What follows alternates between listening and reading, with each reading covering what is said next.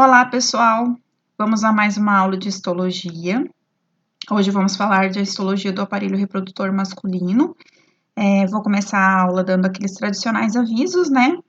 Para que vocês atenham a alguns detalhes. Hoje foi postado lá no CLES a segunda avaliação quinzenal de vocês, referente a sistema reprodutor feminino, sistema reprodutor masculino e métodos de histologia, tá? Então, compreende esses três assuntos e tá lá para fazer a avaliação. Tá no CLES lá, quem quiser já ir olhando ou quem tiver tempo já vai fazendo. A segunda coisa, amanhã, às 8 horas da manhã, tanto pelo Whats quanto pelo CLES, vai ser disponibilizado a prova de vocês, a prova regimental. Ela tem data para ser entregue no dia, deixa eu olhar aqui no meu calendário, é a nossa primeira prova, que abre o calendário das regimentais, então ela tem data para ser entregue no dia 2 de julho, tá? A prova regimental, ela é individual e vocês podem devolver lá pelo CLES ou por e-mail, tá? Então, dados os recados das avaliações, as atividades acabei de corrigir de todas as disciplinas, tá? Passei um bom tempinho aqui fazendo correções. A grande maioria do pessoal tá com as atividades em dia, com raras exceções. Eu peço que essas exceções entrem em contato comigo para a gente poder ver uma maneira de sanar essas atividades aí. Ainda tem gente com atividade de embriologia pendente, 2, 3 ali com atividade de citologia, histologia pendente, e de parasito também tem 2, 3 ali com atividade de parasitologia pendente, tá? Então, peço que vocês, por favor, quem sabe que tá com atividade pendente, entre em contato. A grande maioria, quando coloca o nome lá no grupo, já vai entrando, já vai mandando, né? Isso vai facilitar a nota de vocês e principalmente que vocês não fiquem em exame, né? Já tá tão difícil a gente terminar esse semestre aí desse jeito, aí ficar mais em exame, é um negócio que eu não desejo para ninguém, tá? Então, vamos dar início à aula de hoje. É bom que a turma é quase só mulher, e aí a gente pode tirar bastante dúvidas, né? Lá hoje à noite, podem mandar bastante dúvidas que vocês tiverem. Eu gosto de ver que quando a gente vai tirar dúvidas, a grande maioria de vocês começa assim: o meu amigo ou a minha amiga. Gente, pode falar, no privado ali pode falar, eu não saio falando. E principalmente porque eu conto para vocês o que eu tenho mesmo, né? Já tive piolho, já tive um monte de coisa. As meninas do terceiro semestre falam que eu vou entrar pro livro dos recordes de tanta doença que eu já tive mesmo. A minha mãe sempre disse: se tem uma doença, eu quero pegar logo, né? Sempre foi assim. Então, até por sorte que eu tô estranhando que eu não peguei Covid, porque dengue eu já peguei, outras coisas eu já peguei. As doenças da moda geralmente eu pego. Dessa vez eu estou precavida porque eu estou em casa. Acaba que eu não peguei nada, né? O Ibope veio aqui, vocês viram aí, eu fiz o teste ali, deu tudo positivo, deu tudo negativo, né? Então, dessa vez eu tô livre. Vamos falar da espermatogênese, tá? A gente viu isso lá no início da embriologia e a gente fez, né? Acabou visualizando esse conteúdo na embriologia e hoje a gente vai recordar um pouco dele, só para vocês terem noção da formação dos espermatozoides, tá?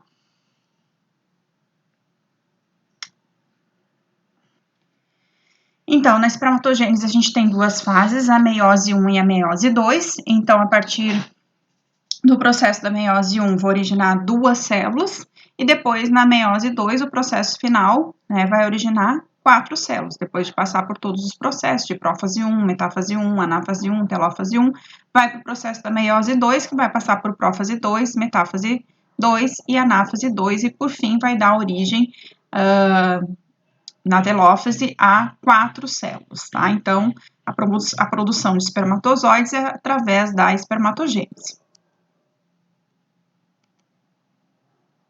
Então, de que é composto o aparelho reprodutor masculino, tá? Ele é composto de 2 testículos, que são as gônadas, que são responsáveis pela produção de gametas e também da testosterona. Dos ductos genitais extratesticulares, né, que estão por fora do testículo, que fazem parte da nutrição, da condução e do amadurecimento. Das glândulas acessórias, que vão produzir secreções que capacitam e nutrem e conduzem esses espermatozoides, e do pênis, que é o órgão copulador e que vai fazer a transferência desse material que é produzido dentro do aparelho reprodutor masculino. Então, a gente tem aí testículos, epidídimo, ducto deferente, pênis, uretra, vesícula seminal, a próstata e a glândula bulbo-uretral, que fazem parte, né, do aparelho. Não só isso, mas também escroto, prepúcio, glândula peniana, ducto ejaculatório, ampula, todos eles fazem parte aí do aparelho reprodutor masculino, tá? Então, vamos começar falando de testículos, tá? Os testículos, ele tem uma forma oval, tem aproximadamente 4 centímetros de comprimento, tem 2 a 3 centímetros de largura e 3 centímetros de espessura. É como se fossem pequenas esferas, né? Não digo esferas, mas um tamanho irregular, como se fosse um ovo pequenininho, tá? E por isso que vem os termos meus ovos, que os homens comumente usam, porque ele tem um formato semelhante de um ovo. É o compartimento na bolsa escrotal, tá? Tem uma temperatura ideal para eles ficarem, e eles ficam sempre 2 a 3 graus mais baixo que a temperatura corporal. E em regiões muito quentes, o que acontece? Esses ovos, né, ou os testículos, propriamente dito, eles tendem a ficar um pouquinho mais baixos, tá? E em lugares muito frios, eles ficam mais recolhidos, tá? Então, os meninos podem notar isso, essa característica, né, da mudança de temperatura, isso se enquadra lá também. Então, ainda falando de testículos, a gente tem algumas camadas que envolvem, né, eles. A gente tem a túnica albugínea, que é o chamado TCD, que ele é composto pelo TCD, que é o tecido conjuntivo denso, a túnica vaginal, muscular de dardos e a pele. Então, a gente vem aqui com a túnica albugínea, essa parte mais de dentro, que está bem próxima aos testículos ali. A túnica vaginal, essa parte de fora, os dardos musculares e a pele. E a pele, ela pode ter aquele aspecto característico, e nessa pele a gente tem pelos, né? O que vocês estão vendo aqui, alguns pelos que saem do saco escrotal. Aqui é uma histologia de um cordão espermático, tá? Aonde vai aparecer ali a região que está nos testículos. Esses testículos são constituídos por lóbulos, tá? São 2 lóbulos. E a gente tem aí 50, mais ou menos, 50 centímetros de comprimento que corresponde a esses lóbulos. Eles vão ser compostos de um septum, dos lobos dos testículos, aqui que vocês estão vendo, tá?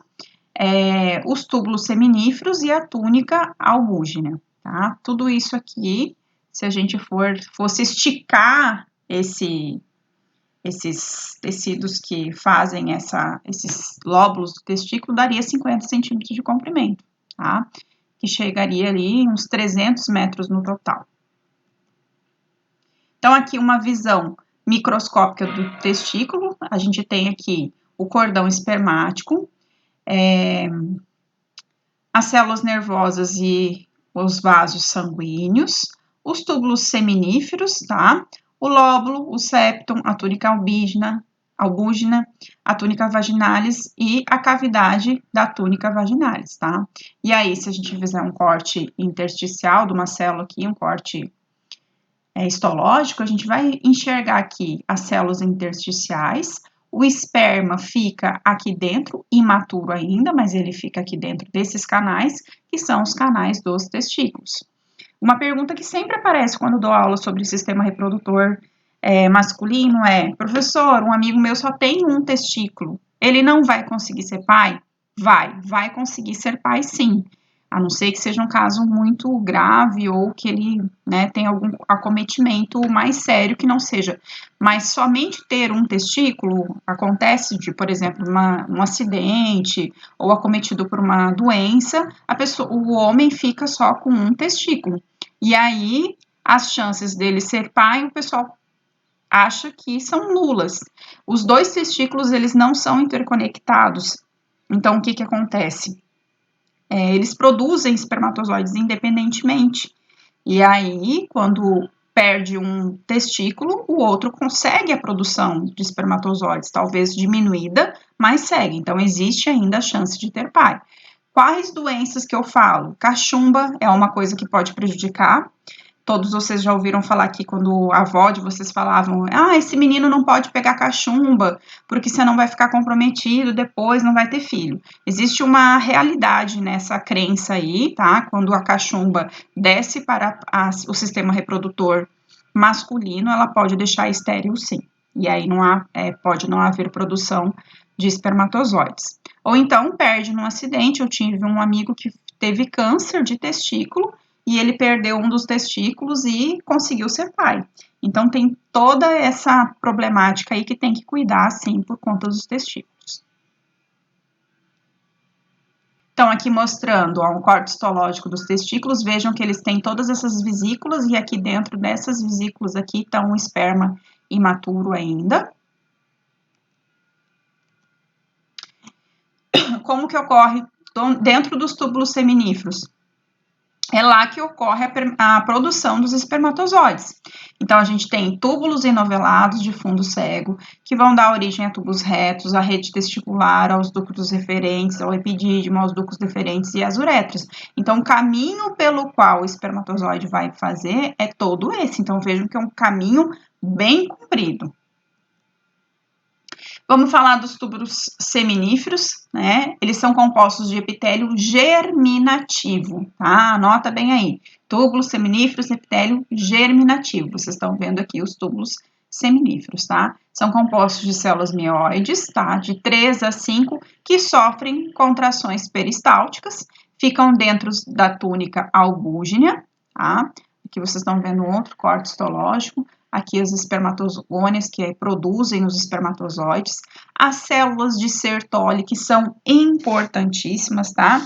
Essas células de Sertoli, elas são oriundas lá do canal de Rolf, que quando, lá dentro da embriologia, a gente vai falar disso amanhã, quando é detectado aquele sistema SRY, que detecta que é menino, esse canal de Rolf, ele é mais desenvolvido e o canal de Miller, ele é atrofiado, né? Então, a fim de que um vai estimular a produção desses testículos aí através da produção de testosterona. Então, mostrando aqui para vocês o epitélio germinativo dos túbulos seminíferos. Olha quanta célula aqui de tecido conjuntivo denso que a gente tem aqui, né, todas juntos. Elas são estimuladas pelas células de Sertoli, que são essas que circundam aqui.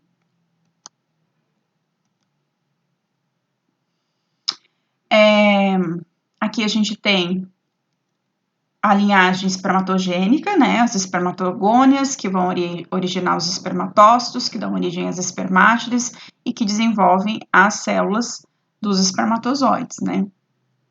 Ali em 2, a gente tem as células de Sertoli, que são essas aqui, tá.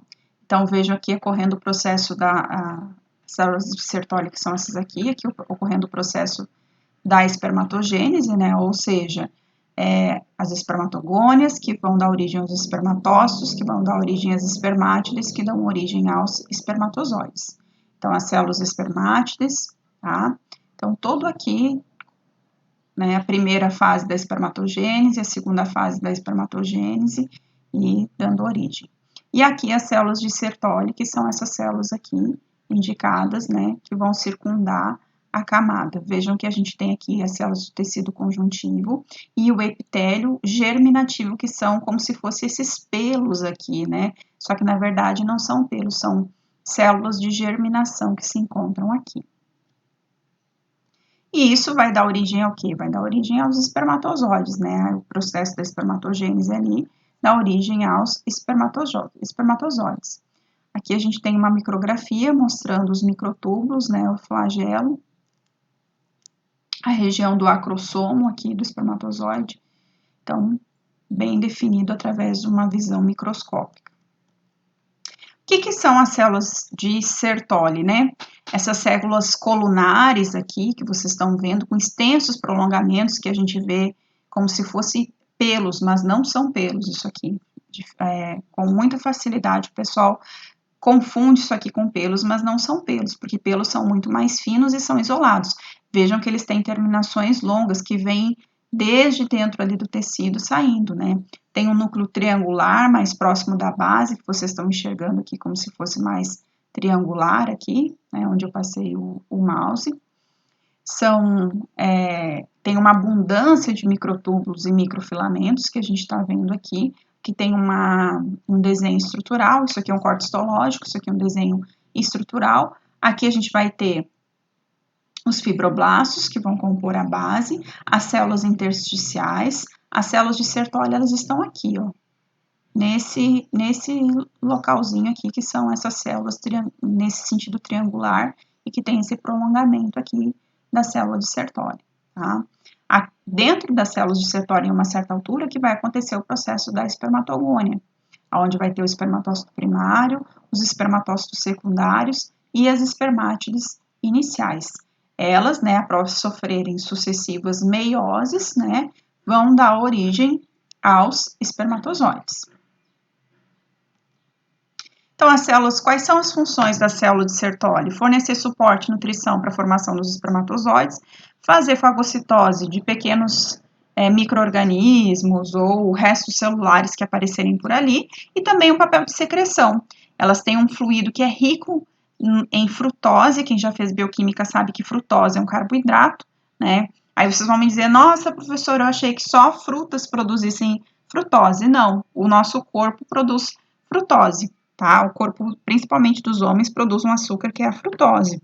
E ele dá uma característica adocicada ao esperma do homem, tá? Nem sempre esse sabor é proeminente, né? Mas na literatura, essa frutose dá um certo sabor adocicado ao esperma do homem. Esse esperma aí, quando deixado ao ar livre, ele atrai, inclusive, formigas, tá? Por conta dessa frutose. A gente tem a presença de ABP, que é uma proteína ligadora a andrógeno, tá? E quando inibida, vai causar a produção do FSH e o hormônio antimuleriano. Outra função também da célula de Sertoli é a formação da barreira hematotesticular. Por que a gente precisa de uma barreira hematotesticular? Para proteger o espermatozoide de células do próprio sistema imune e também de substâncias tóxicas ou mutagênicas, para não transformar esses espermatozoides, porque senão, se não tivesse essa barreira, os espermatozoides poderiam passar por algum processo de mutação, e aí imaginem cada aberração que não ia nascer, né? E também nas junções de oclusão na região basolateral, que são essas regiões aqui do lado, que vão dar o contato de uma célula de Sertoli com a outra. Então, vocês estão vendo aqui a espermátide avançada, a espermátide inicial, tá? As células de Sertoli, que são todas essas aqui, na verdade, as espermatogônias sendo formadas ali dentro, e aqui o compartilhamento basal, né, que vai dividir com as células endoteliais e o lúmen capilar, da onde saem os pelos. Então, aqui uma imagem dos testículos, o tecido intersticial dos testículos, composto por tecido conjuntivo, como vocês estão vendo aí. Tecido conjuntivo frouxo, que vai ter fibroblastos, mastócitos, macrófagos, vasos sanguíneos e linfáticos, nervos e células de Leydig em células intersticiais, né? É o local de produção dos andrógenos e tem formação vão permitir que capilares fenestrados permitam o trânsito de macromoléculas. Então, algumas macromoléculas poderão transitar entre esse tecido do tecido intersticial do testículo. E o que são as células de Leydig ou as células intersticiais? Elas são poligonais, né? Estão ali no citoplasma mesonofílico e rico em gotículas lipídicas, porque essas gotículas lipídicas é que tem uma reserva ali energética no caso que se precisar. É uma célula produtora de esteroides e tem ali composto de retículo endoplasmático liso e mitocôndrias abundantes. Vão estar ativos principalmente no embrião e na puberdade devido à produção de LH. E são elas, né, que produzem a testosterona. Então, aqui um corte histológico para vocês verem, né, as células de Leydig são essas células aqui. Aí vocês vão dizer, nossa, professora, como que é ruim de identificar? Aqui a gente tem uma artéria, aqui a gente tem o final dos túbulos seminíferos, aqui a gente tem o epitélio seminífero. Então, mostrando para vocês aqui maior, né, mais aumentada, as células de Leydig ou células intersticiais. Olha como o formato delas é bem característico, tá? São células redondas com um formato de núcleo ali. São células bem características.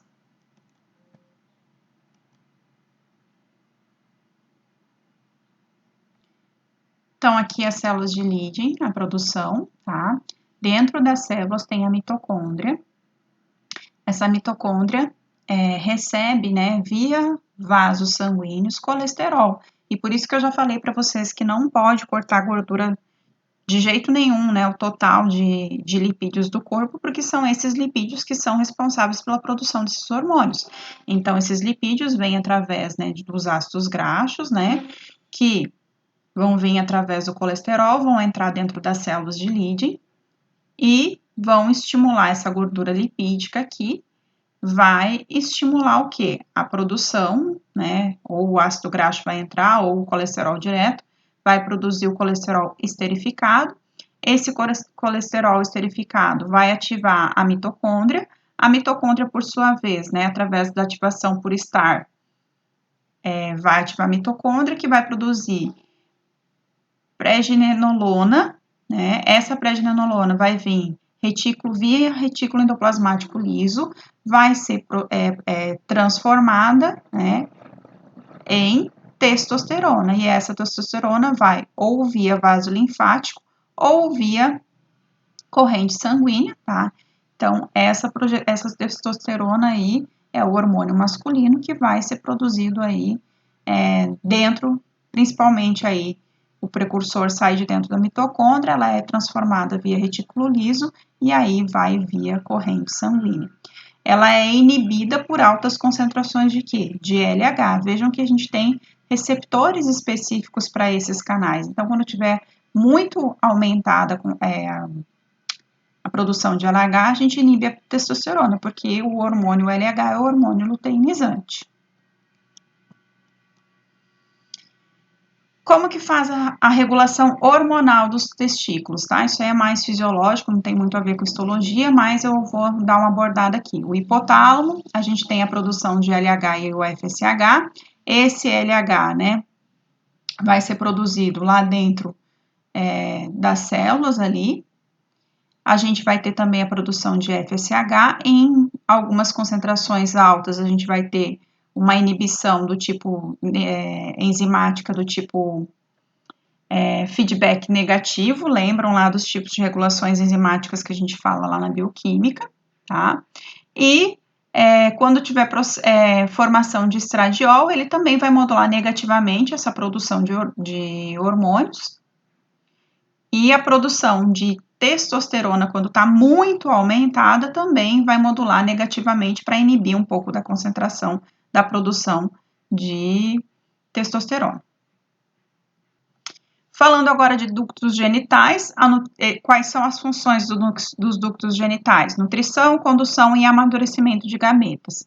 Então, são ductos intratesticulares, ou seja, ficam dentro dos testículos, e aí a gente vai ter túbulos retos, rede reticular e ductos eferentes fazem parte dos ductos intracelulares. Então, aqui, os ductos eferentes que vocês estão vendo, a rede testicular, que é essa que vocês estão vendo aqui onde eu estou passando, e os túbulos retos, aqui embaixo, também fazem parte dos ductos genitais. Então, o túbulo reto é composto por epitélio por células de Sertoli na primeira metade e por células cúbicas com microvílulos envoltos por tecido conjuntivo denso, tá? Vocês estão vendo aqui.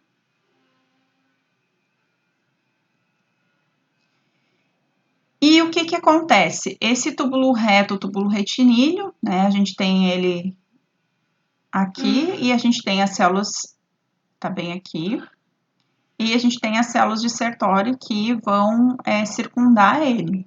Então, as células de Sertoli são células cilíndricas que vão marcar a transição do epitélio seminífero para os túbulos retos. A gente tem aqui a rede testicular, os vasos sanguíneos que estão percorrendo aqui, e as junções de oclusões basais entre as células de Sertoli adjacentes que vão mudar para as junções de células de Sertoli cúbicas no túbulo reto e na rede testicular.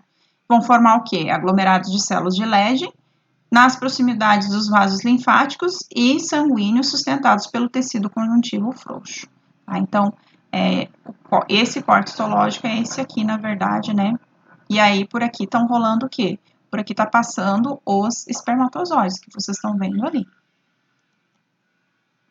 Então, eles formam a rede testicular, é uma rede altamente anastomosada, revestida por epitélio simples, cúbico, cujas células vão apresentar microvílulos e um cílio apical. O termo anastomosada, pessoal, é aquele que quando a gente olha tem um formato de um rio, que tem vários canais. Então, o termo anastomosada é que se refere a isso, que a gente está vendo aqui, que parece leitos de um rio, tá? Então, tem várias dessas reentrâncias, essa rede de teste aqui testicular. O ducto eferente ele vai ser composto por 10 a 20 túbulos curtinhos de epitélio pseudoestratificado, colunar, com células cúbicas não cilíndricas e que vão se alternar com células cilíndricas ciliadas. Ele tem esse aspecto de saliências e reentrâncias que vão entrando aqui, ó. Qual é a função dele? A absorção do fluido dos túbulos seminíferos e ele é composto de músculo liso circular. Então, aqui estão as fibras musculares lisas, as células epiteliais não ciliadas, as células epiteliais ciliadas. Qual é a diferença de uma para outra? Tá vendo esses pequenos túbulozinhos aqui como se fossem cílios? Então, a não ciliada não tem cílio, a ciliada tem cílio. Aqui o caminho de luz, o tecido conjuntivo frouxo, que é esses que vocês estão vendo aqui, os vasos sanguíneos compostos por artérias ou capilares, aqui a região dos fibroblastos, a membrana basal, o epitélio, o vaso linfático aqui e os espermatozoides que ficam ao centro. Aqui é um corte transversal, então eles estão vindo na direção de quem está olhando o corte transversal. Os ductos eferentes, tá? A gente aqui tem tecido conjuntivo denso. Olha que ele também tem aqui a gente tem o tecido anastomosado. Então, aqui a rede do tecido, os ductos eferentes. Os ductos extratesticulares, ou seja, aqueles que ficam por lado, né, de fora. São o epidídimo, o ducto deferente e a uretra. Eu não digo de fora do corpo, mas de fora do aparelho reprodutor em si, tá? Então, a gente tem o epidídimo, que fica circulando aqui a região dos testículos. A gente tem os ductos deferentes que ficam circundando. Esses ductos deferentes fazem a ligação do epidídimo lá com a vesícula seminal e, por fim, a uretra, que é por onde vai passar os espermatozoides quando saírem. Então, vejam que eles migram de dentro do testículo, passam via ductos deferentes, passam pelas vesículas do canal seminal e aí entram em contato aqui com o ducto ejaculatório, tem ação da glândula bulborretral para depois passar pelo caminho da uretra. Então, o caminho que eles percorrem é muito longe. E o pênis que vocês estão vendo aqui tem esse corpo cavernoso, ele não é um osso, tá, pessoal? O pênis não tem osso, mas ele tem uma musculatura mais reforçada aqui que causa aquela ereção. Vamos falar do epidídimo, é um tubo único enovelado, se a gente fosse esticar ele, ele teria de 4 a 6 metros. Ele é composto de um epitélio pseudoestratificado, com células principais que são os estereocílios de células basais, composto também de músculo liso. E aí no epidídimo a gente vai ter cabeça do epidídimo, corpo do epidídimo e cauda, tá? Que é o que vocês estão vendo aqui, que a gente vai ver ali. Aqui a gente tem célula basal, que compõe o epidídimo, e célula cilíndrica. Então, aqui mostrando a cabeça, o corpo e a região da cauda do epidídimo, tá? Então, mostrando para vocês aqui, vejam que ele perfasa aí uma região grande, de amplitude bastante grande. Esse epidídimo aí, ele vai, então, consistir de um ducto delgado, que vai ter dentro do corpo aí aproximadamente de 4 a 6 metros de comprimento, tá? Ele é altamente contorcido, dobrado, em um espaço de 7 centímetros, que é no máximo aí o que a gente vai ter, tá? De comprimento. E ele vai ser responsável pela coleta, armazenamento dos espermatozoides produzidos lá nos testículos. Ele vai situar posteriormente ao testículo, no interior do saco escrotal. Então, as funções: reabsorção do fluido luminal na porção proximal, fazer fagocitose de corpos residuais e espermatozoides degenerados, e as células principais, as células do retículo endoplasmático rugoso, vão secretar glicerofosfocolina, que vão ajudar na maturação desses testículos. Então, na cauda é a região reservatória onde vão ficar os espermatozoides e vão adquirir motilidade, capacidade de fecundação e fator de capacitação associado à superfície reversível. Então, mostrando aí para vocês a imagem, ó, mais uma imagem dele. O ducto deferente, vamos falar um pouquinho dele agora. Ele é composto de tecido pseudoestratificado colunar, com estereocílios. Ele tem um lume estreito e regular e tem a parede muscular lisa e espessa, tá? Ele vai ser longitudinal, interna e externa e tem a parte circular. É a região onde se faz a vasectomia, tá? Isso aqui é um corte transversal dele, mostrando. Aqui a gente tem células de mucosa, um corte longitudinal dos músculos, mostrando para vocês. Como se fosse um vaso que é amarrado ou cortado no processo da vasectomia. Então, aqui, mostrando que ele é bem fininho aqui. E aí, se faz uma incisão ou se amarra. Por quê? Porque daí os espermatozoides não vão passar por esse ducto aí. Então, nesse ducto, a gente teria aqui, essa aqui seria a parte onde os espermatozoides passariam, né? Aqui essa parte também. Só que eles não vão passar quando a gente faz o processo da vasectomia. Ou amarrado ou cortado, não tem. Existe, e aí eu coloquei lá, não está no tema da aula, mas coloquei lá para vocês sobre o processo da vasectomia. Existe dois jeitos, a reversível e a irreversível, tá? A uretra é o ducto terminal para o sistema urinário e genital, ela é dividida em 3 segmentos: a uretra prostática, do epitélio de transição, a membranosa e a esponjosa. A membranosa tem epitélio estratificado, cúbico-colunar e pseudoestratificado, e a esponjosa, epitélio pseudoestratificado e estratificado pavimentoso distal. Então, aqui uma uretra membranosa. Aqui a gente tem a composição da uretra. O sangue nos vasos venosos do tecido erétil, a gente tem um pouco de sangue ali, as glândulas da mucosa. E as glândulas sexuais acessórias do sistema reprodutor feminino, que são a próstata, a vesícula seminal e as glândulas bulborretrais, tá?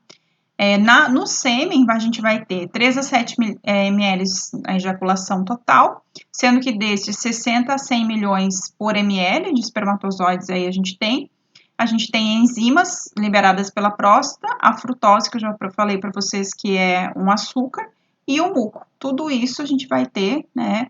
E o homem tem a testosterona, que é o hormônio que rege o sistema masculino. Então, na próstata, a gente tem 30, 50 glóbulos do túbulo alveolares ramificados compostos, como vocês estão vendo aqui, que vão ter zona pelífera, zona de transição e zona central. Ele produz estroma fibromuscular. Ele é composto de epitélio cúbico ou pseudoestratificado. No fluido prostático, a gente tem 25% do volume ejaculado. A gente vai ter um meio, como se fosse um tampão citrato em pH 6,5. Espermina, que é o estímulo móvel, proteases, prostaglandinas, serinoproteases, que a gente abrevia como PCA, e zinco. Por isso que para homem é tão importante ter zinco, né? E o homem, todos os suplementos que vocês olharem lá, esses suplementos que são comprados, eles têm zinco na composição para homem. Então, aqui, as lâminas da próstata, tá? Essa aqui é uma lâmina total e essa aqui é uma lâmina com pedacinhos. A gente tem ela também com bastante espaço de pele, de tecido anastomosado, né, que tem aqui nessa parte.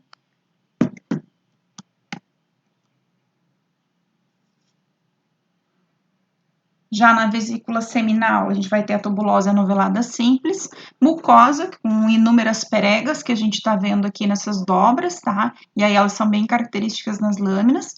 Camada muscular circular interna e longitudinal externa. Ela é composta de tecido epitelial cilíndrico, pseudoestratificado cilíndrico. Vai compor um fluido vesicular, que é em torno de 70% do ejaculado, em pH próximo do 7,2. Vai ser composto esse fluido de citrato, frutose, inositol, que também é um açúcar, prostaglandinas, proteínas.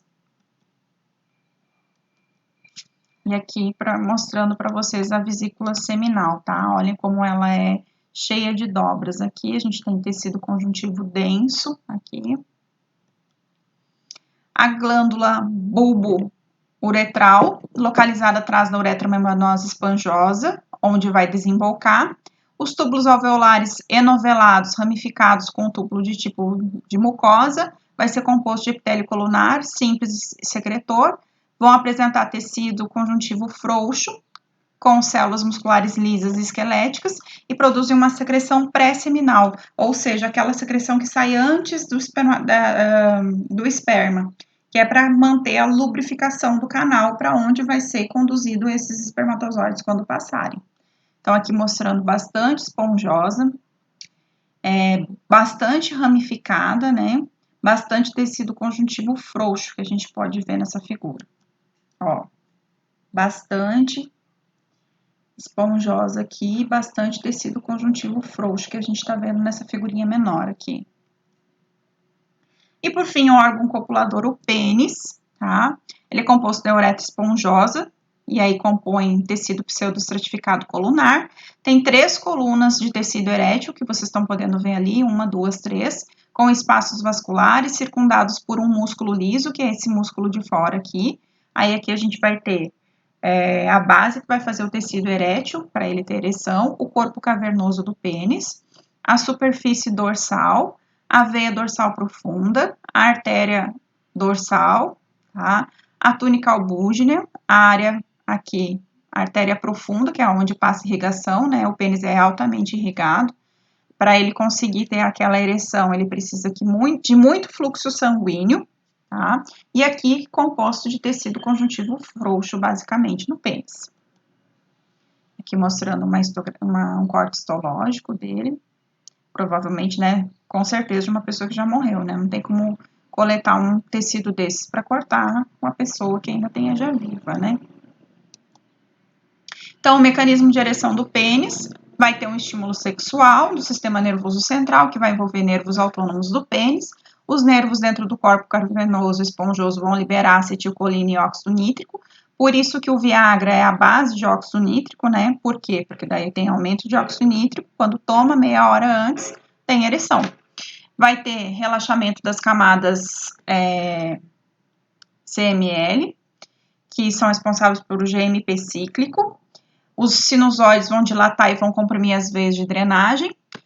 Uma enzima, a fosfodiesterase, vai destruir o GMP cíclico e vai interromper a ereção, o mecanismo como qual vai interromper. O sildenafil inibe a degradação do GMP cíclico, o Viagra, por isso que ele continua sempre ereto, mesmo depois de já ter ejaculado por aproximadamente 6 horas depois do tempo de ação do Viagra.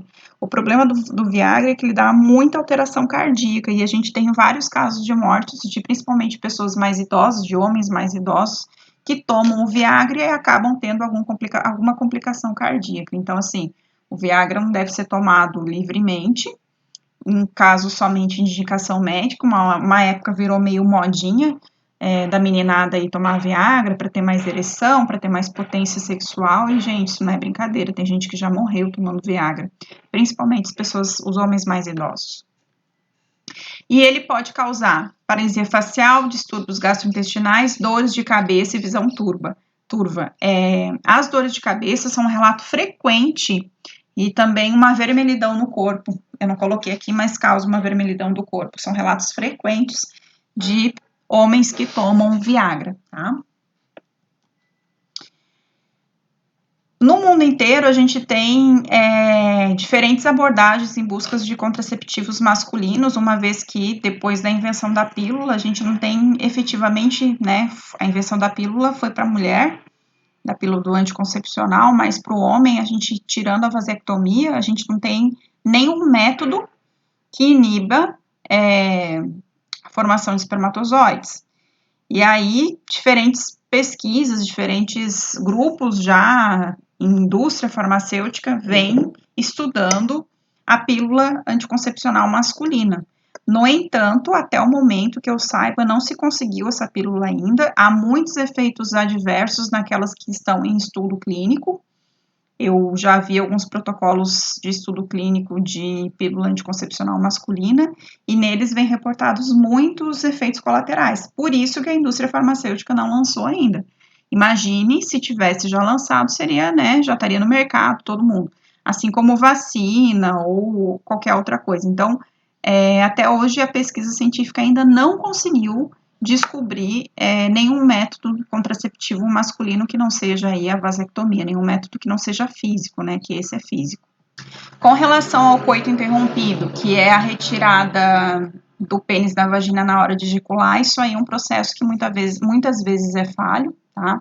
É utilizado por muitos casais, mas é um método que, para satisfação do casal, é difícil, e além de falhar bastante, às vezes naquela lubrificação ali, acaba que sai algum resquício de esperma e a mulher acaba engravidando. Então, não é um método que eu recomendo. E quando a gente fala de contracepção, geralmente são as mulheres que são lembradas, né? Porque é uma responsabilidade que recai sobre as mulheres, mas que eu quero deixar bem claro aqui, que é de responsabilidade do homem também, né? Então, o homem tem que acabar se precavendo também de poder engravidar, no caso, a parceira. A gente tem algumas pílulas que já estão apresentadas aí, uma delas é a base de 1D-canoato de dimetatrolona, tá? O DMAU, e foi feito um teste dele, administrando uma dose de 400 miligramas durante 28 dias, num grupo de 100 homens, saudáveis entre 18 e 52 anos de idade. E desse estudo dos 100 homens, 82 concluíram um estudo buscando verificar os parâmetros de segurança, né, e efeitos adversos. E lá, no término desse estudo, concluiu que a administração oral desse DMAU por 28 dias em homens saudáveis era bem tolerada em doses a partir de 200 miligramas, né, que iam suprimir a concentração de testosterona e hormônio luteinizante e hormônio do folículo estimulante, tá? Então, tem algumas pílulas que já estão sendo testadas aí no mercado.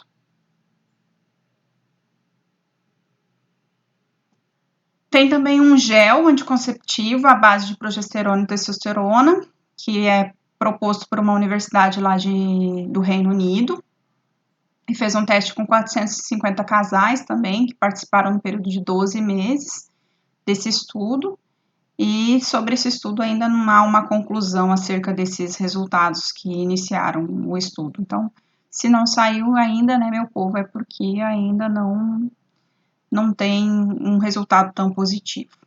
Pessoal, dessa forma eu finalizo a aula de hoje. É a nossa última aula, tá? Foi um prazer acompanhar vocês durante a evolução da disciplina.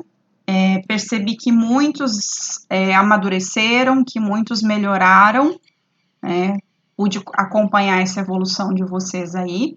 Para quem nunca tinha visto histologia lá, o pessoal do primeiro semestre, né? Eu considero que vocês são uns vencedores, porque histologia não é uma matéria fácil, é uma matéria bastante difícil. É uma matéria que requer bastante atenção, bastante. Como que eu vou dizer para vocês? Bastante aplicação. A pessoa tem que criar o hábito de estudar histologia, porque a grande parte das vezes, para vocês pode parecer tudo muito igual. Então, uma pessoa tem que ter bastante perseverança para vencer em histologia. Eu conheço vários enfermeiros que já reprovaram em histologia, é tranquilo o pessoal da enfermagem reprovar em histologia, porque é uma disciplina difícil mesmo, mais complexa, que vai envolver anatomia, fisiologia também. Eu não posso chegar aqui e dar um monte de lâmina para você sem falar função. Então, parabéns pelo empenho, aqueles que se empenharam durante a disciplina. Notei uma melhora nos trabalhos, principalmente nessa reta final aí. Claro, sempre tem aqueles que relaxam, que já estão com nota, mas a grande maioria das pessoas se empenharam para terminar essa disciplina. E aí, na semana que vem, a gente faz a despedida, antes da prova. Vocês, se quiserem mandar os depoimentos de vocês lá, do que acharam da disciplina, do que tiveram dificuldades, do que gostaram. Eu sei que a gente não teve aula prática em vista da pandemia, mas a gente conseguiu terminar elas e vencemos a ementa. Talvez se as aulas não fossem, se a gente tivesse aula prática, a gente teria que ter comprimido um pouco essa ementa, não teria tanto tempo para ter as aulas teóricas e teria menos informações nas aulas teóricas. Então, procure enxergar sempre o lado bom das coisas, né? O lado bom foi que a gente conseguiu ver um pouco mais, né? Embora eu saiba que a gente, por determinação da faculdade, a gente não pode ficar as 3 horas de aula aqui falando, e se eu ficasse as 3 horas eu ia detalhar muito mais, mas eu acho que foi produtivo esse semestre de histologia aí com vocês. Tá bom? Dessa forma eu encerro a aula de hoje. As atividades estão no Class, e qualquer coisa a gente se fala no grupo.